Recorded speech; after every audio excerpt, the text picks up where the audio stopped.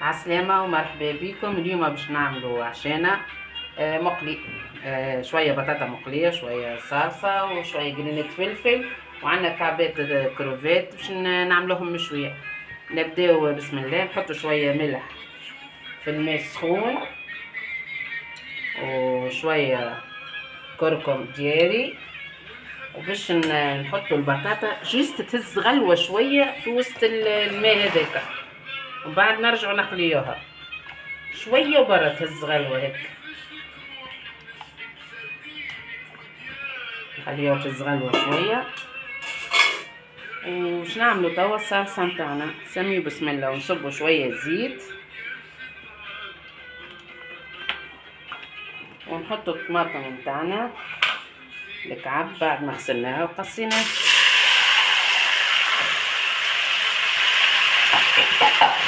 خليوها تتخلص شويه هكا، نغطيوها.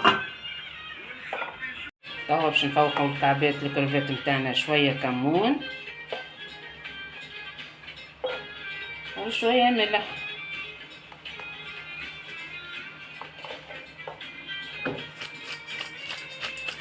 خليوها هكا ترقد شويه في الفاح نتاعها،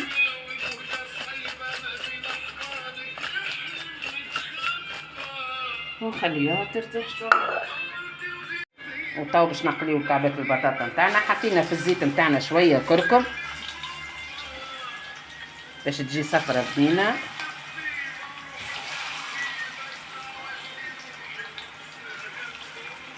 والصلصه نتاعنا قاعده تطيب، الطماطم تتقلى.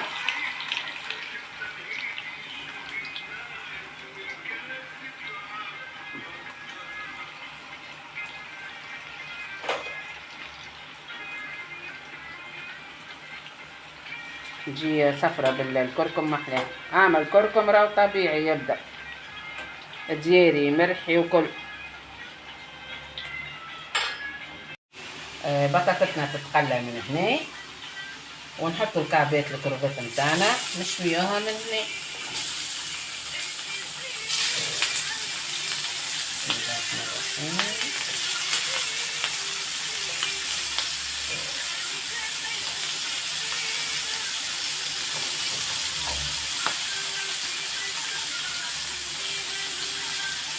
خليوها تطيب ونرجع لكم.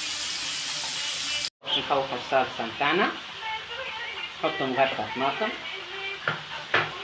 نخليها شويه،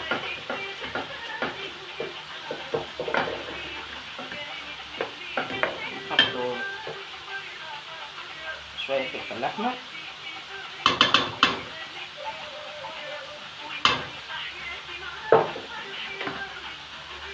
وشويه ملح كالعاده،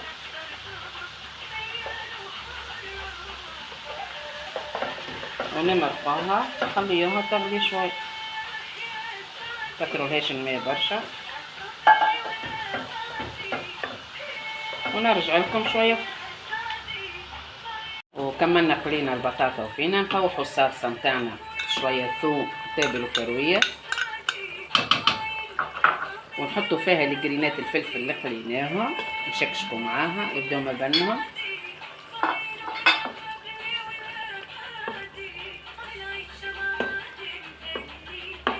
وما ننساوش رشه الفلفل اكحل الاخرانيه، ديما نحطه في الاخراني خاطر كي يتحط من الاول يصيب المراره نتاعو.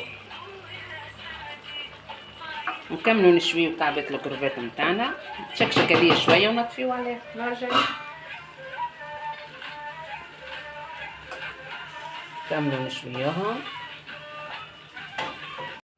وعشان احضر محلى ريحتها الكروفات بنينه برشا، والصلصه فاوحه بالتابل والثوم والكرويه، وان شاء الله ينال اعجابكم. وما تنساوش تتابعوني على قناتي تيك توك واليوتيوب والانستغرام، وان شاء الله نتقابلوا في فيديو اخر على خير.